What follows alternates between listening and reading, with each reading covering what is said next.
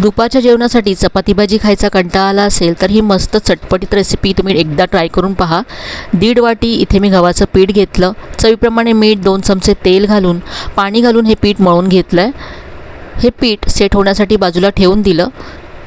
स्टफिंगसाठी इथे मी 200 ग्राम पनीर घेतलं आहे, 2 चमचे यामध्ये दही घातलं, चवीप्रमाणे मीठ घातलं आहे, चवीप्रमाणे लाल तिखट घातलं, धने जिरे पूड घातली, चाट मसाला घातला आहे, काळं मीठ घातलं, कसुरी मेथी घातली, आलं लसणाची पेस्ट घातली आहे, पाव चमचा गरम मसाला, पाव चमचा हळद घातली आहे। सगळं मिक्स करून बाजूला ठेवून दिलं।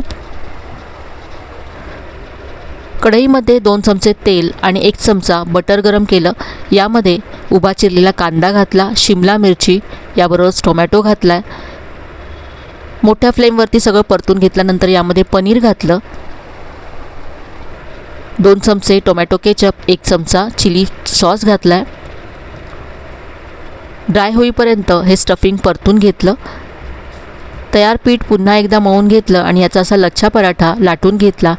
बटर लावून हा पराठा मस्त दोन्ही बाजूने भाजून घेतला आहे।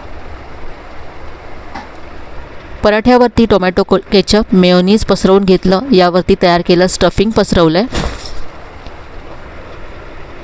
वरती कांदा घातला आहे, तुम्ही याबरोबरच कोबी, चीजसुद्धा घालू शकता। तर हा आपला पनीर रोल किंवा पनीर फ्रँकी तयार झाले। भाजी चपातीऐवजी काहीतरी चटपटीत खायचं असेल तर हा पनीर रोल एकदा नक्की ट्राय करून पहा। रेसिपी आवडली असेल तर लाईक करा आणि जास्तीत जास्त शेअर करा।